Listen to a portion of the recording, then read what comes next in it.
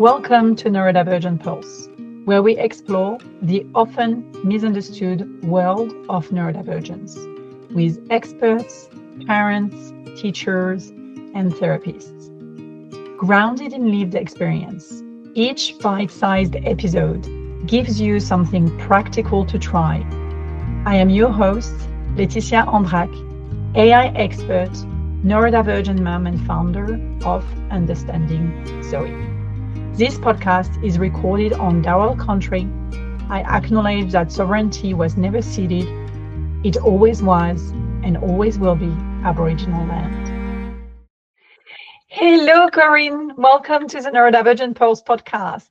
Hi, thanks for having me. It is going to be a delicious conversation about school can't and something that many parents who are listening to this podcast may experience at some point. So before we start talking about this topic, I would love for you to share a bit about yourself and how did you work in that space of supporting parents with kids who are in school can't?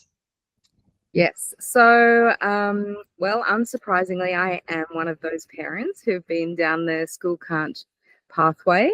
My eldest had school can't from the very beginning of their school journey, and we persisted through to about year 3 before we finally moved over into homeschooling. And homeschooling has been really great for their learning style, but there's an isolation for them as an individual, but also us as a family that was really noticeable for me. So that's what led to me creating KinHub, which is a weekly meetup and also an online platform for parents, carers, children and young people who are walking a pathway that looks somewhat different to the mainstream. So lots of the participants who come to us have experienced school can't and other school-related trauma, and it's an opportunity for them to come together and create community, have that sense of belonging and shared experience that they're missing out on by not being able to go to school.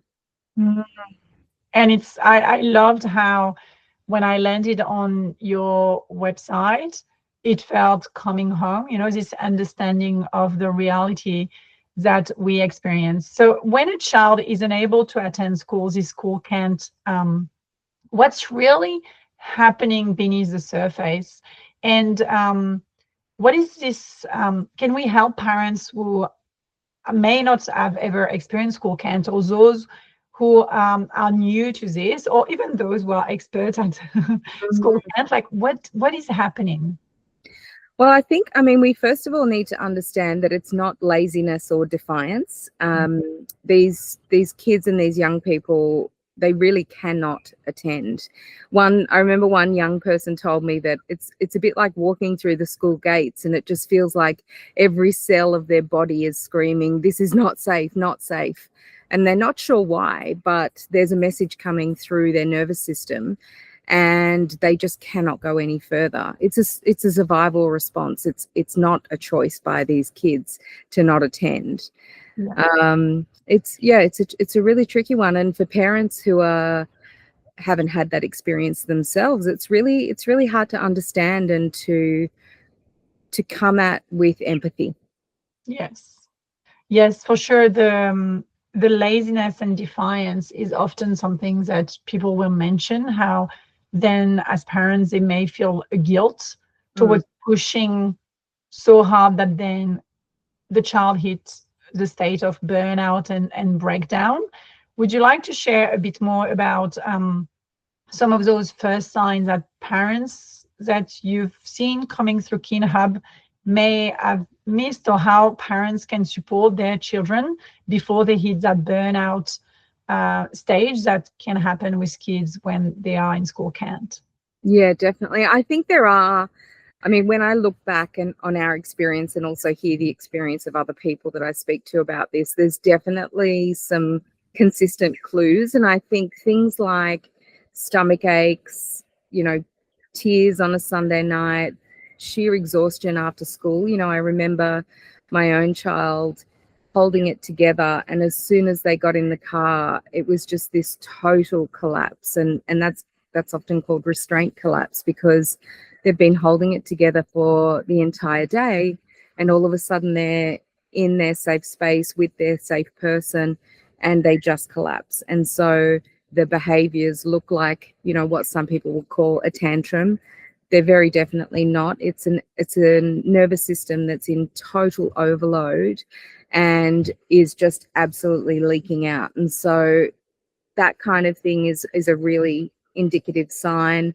Then it will tend to build, you know, kids really battle to get out the door, or they just simply can't get out of bed or leave their room. So it's a little bit like having a constant storm in the household. And I think parents are somewhat torn between wanting to protect their child and really protect their mental health and well-being, and then also following the rules. You know, I think it's made very clear by schools that attendance is something that they value very highly. And so, you know, parents feel that pressure, and it can be really difficult to walk that line where you keep your child safe, but also live up to the expectations of those systems that are supposed to be holding us. And I think it's really hard. You know, siblings feel the strain, everybody's world starts to shrink, and it can feel very isolating and very lonely for everybody involved. Yeah, thank you for sharing that. And I know that there is a big misunderstanding outside of the school can't community about what is school can't. So Yeah. I find myself often explaining, you know, what does it mean when I say, oh, Zoe today can't go to school? It's like, what does it mean? Is she sick? I'm like, no, she's not. It's today is not a day where her body and her mind, and as you said, her nervous system feel that they can go to school. And I think there is a big education piece. Do you want to add something to that? I was just going to say that thing. I don't know if you've experienced it, where you're talking to people and they're like, you know, have you tried a sticker chart?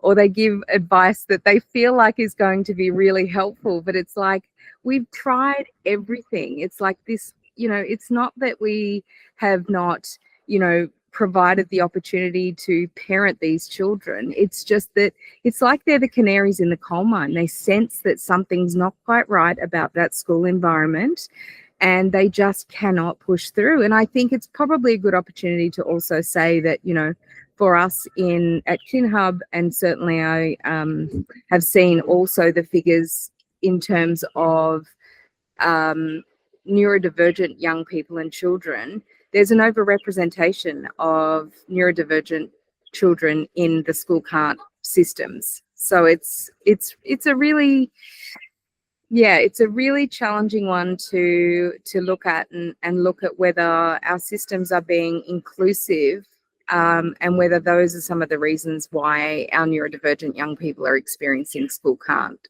There's a big puzzle there to be put together, and I think understanding neurotype is a big piece of that. Definitely. Understanding neurotype and also understanding what's happening behind closed door, like parents who have never experienced school can't. As you said, they're like, oh, have you tried this? Have you tried that? But when you see your child being in that state, you definitely don't want them to push through that harder and harder. And one of the common that I hear a lot is like, oh, but you're very lucky you run your own business, so you can do that. Yet I have talked to many parents who may be working in corporate and so on, but those are the days that they take, you know, a carer's leave. Those are the moments where some of those parents, one of them may leave the workforce to look after the child. Like it's not being lucky. Maybe I created that luck by accommodating my way of working around my own family needs. Do you have anything to say to that? I mean, it was not a prepared question. No, totally. We've done exactly the same thing. And I think there are figures out there that talk about parents of neurodivergent children being, you know, fully employed only 30% of the time, because it is very difficult to manage the flexibility required as the parent of a school can't kid, you know, constantly calling into the workplace and helping them to understand that your child just can't go to school for the day it's really a big challenge, and there's no other systems to catch these children. There's nowhere else for them to go. Which is my next question, is for the parents who are in the middle of school camp or at the start of school camp, or maybe they've had school camp for a few months or years. What is existing out there to support those families? What are steps that they can take today? And you're allowed to talk about KinHub, of course, but what are they? What is out there? Because when I connected with you, I was like, oh my goodness, didn't know that existed, and that would have been so essential last year when we were in a big phase of school camps. This year we've been good so far, only a few days here and there, or a few consecutive days here and there. But what is existing out there? I would love to have a really long list of things to provide you, but there's not a lot. I mean, I run KinHub voluntarily. It's a very grassroots organization. We're free to use, unfunded. So we are available now twice a week, but it's difficult for people because even at KinHub, we're not a drop-off service. So it's more of a space for families to come and connect and get support for the whole family and to build capacity for the whole family. But it's challenging because it's very difficult to work at the same time for parents. And so there needs to be a lot of flexibility between partners where there's a sharing of the requirements for the entire family. And, there's a real need for employers to be very flexible when it comes to families who are experiencing this. Yes. Thank you for sharing this. So let's indeed move to rethinking system. Like looking ahead, like what changes would you like to see in school, in the education systems, in the workplace, to better support those children who can't follow the traditional path, the neuronormative path?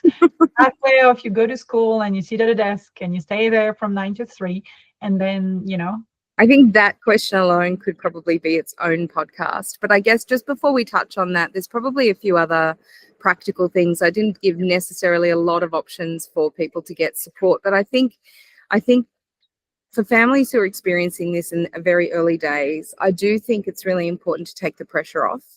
I think it's necessary to take school out of the picture, even if that's just for a week, and create, a calm sanctuary for your child or your young person. Give them permission to just stop everything, stay in their pajamas, eat in their room, sleep, watch screens, just all of the things that their nervous system is going to need to heal. And it is very counterintuitive, I think, for people. And we worry that, oh my God, my kid's never going to leave the house again, or they're just going to be on screens for the rest of their lives.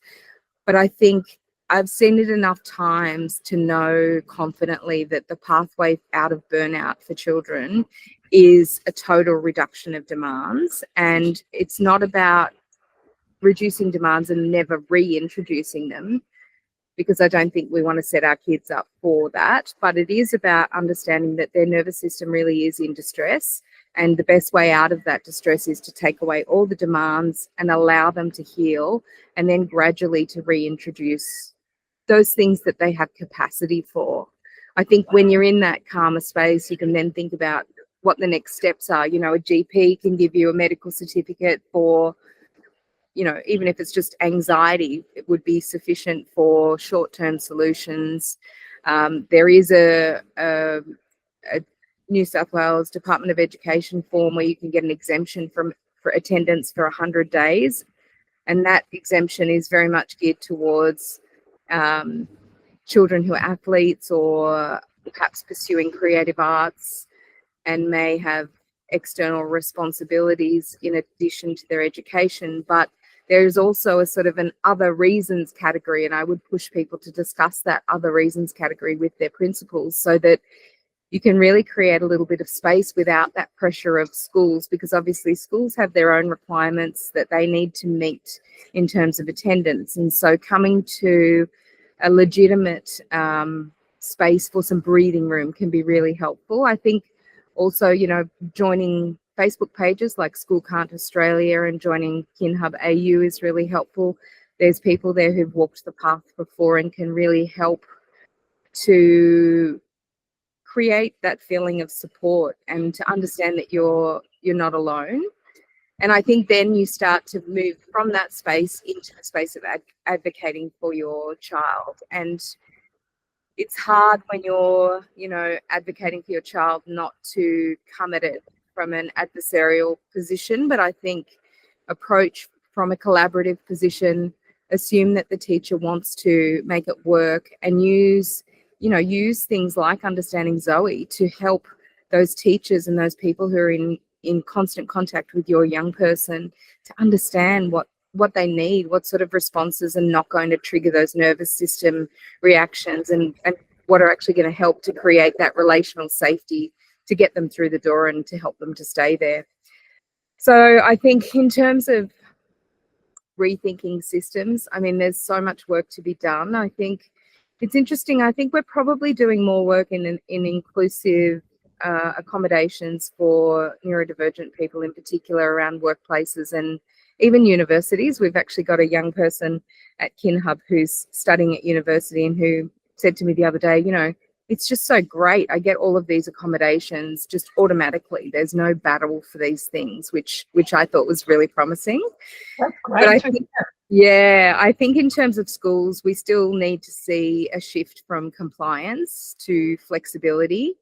I think we need to see smaller classes, or more teachers. It's a very big responsibility for one person to try and create meaningful relationships with 30 people in the class and to hold all of those individual needs. It's an impossible task, I think.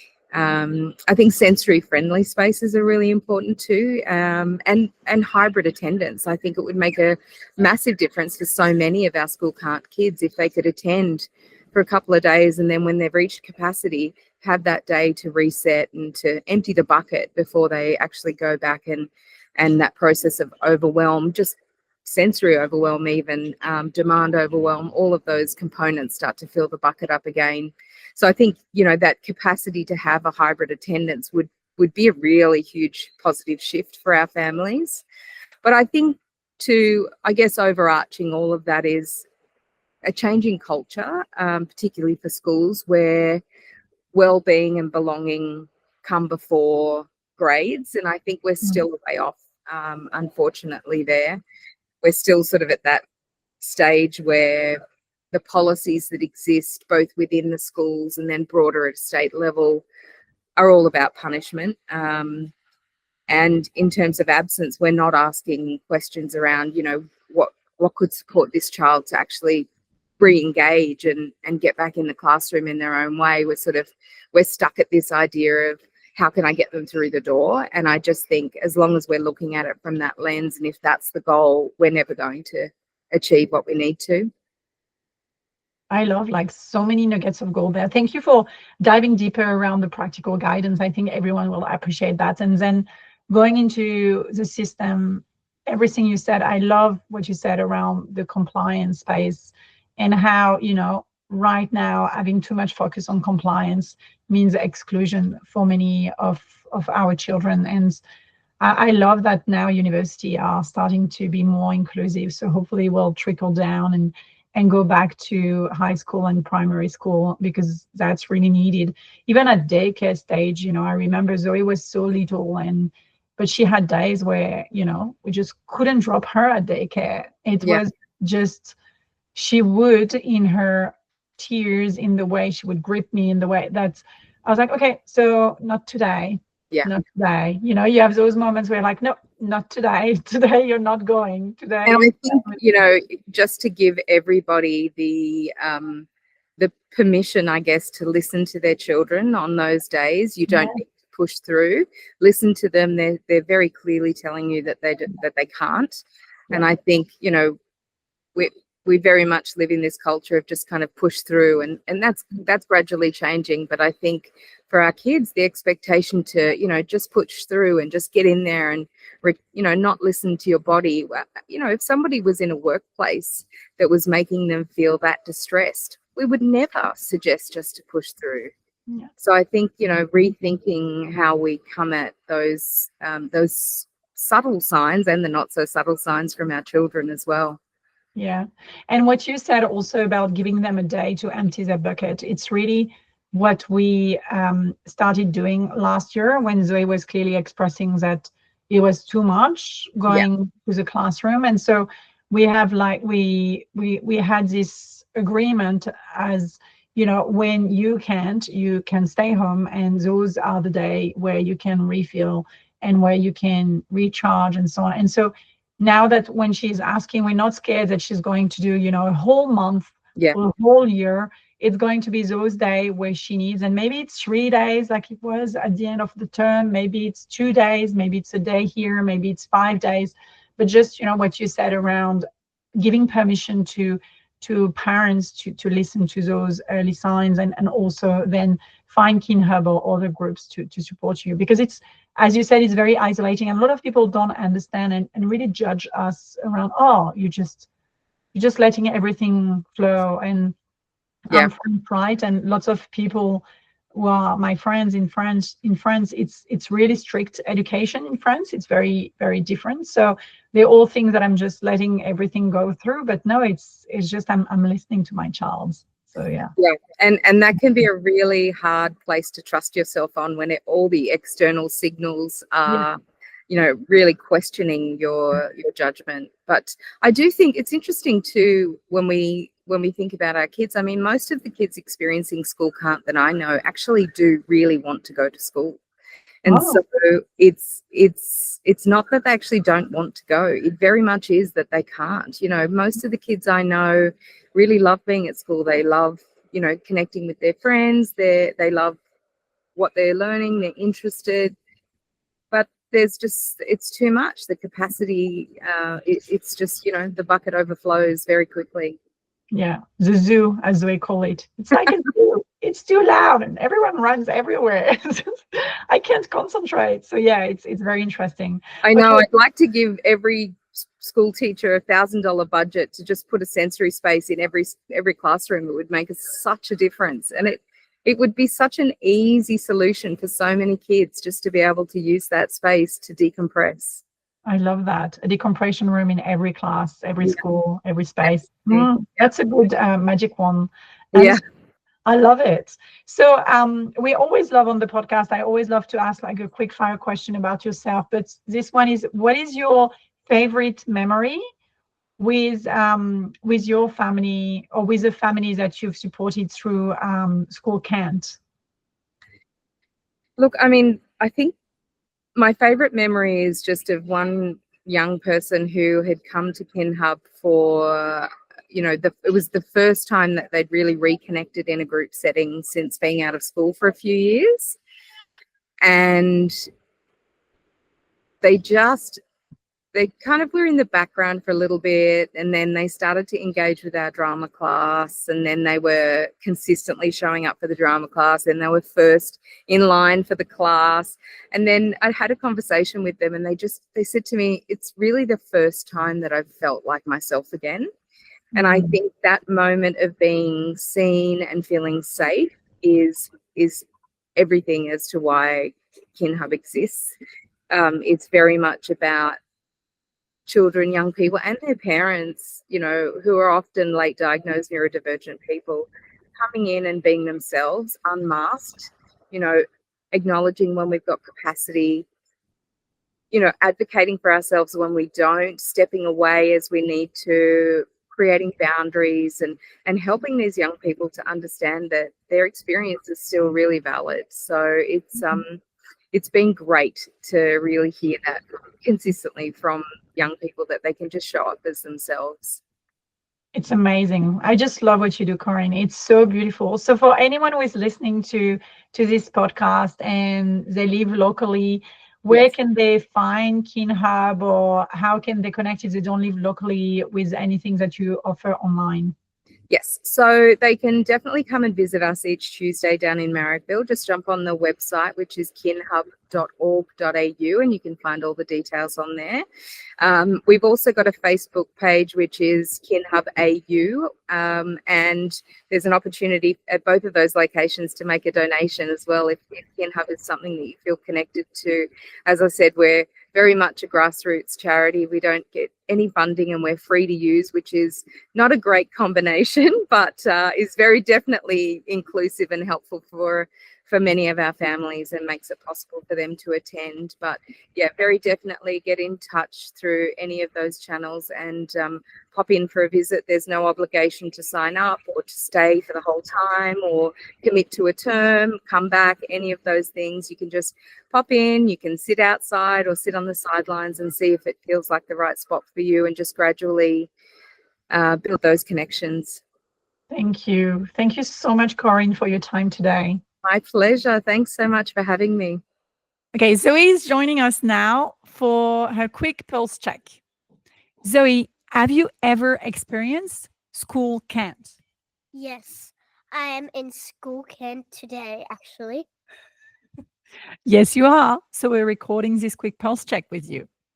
So Zoe, how do you feel when you don't go to school and stay at home? Calm because I'm not around kids who are being so noisy, and happy because I have my parents right there beside me. Thank you, Zoe, for joining this quick pulse. That's a wrap for Neurodivergent Pulse. If this helped, follow the show and leave us a quick review on your favorite platform. You can even share this episode with someone who needs it. You can learn more about our platform at understandingzoe.com. Thanks for listening.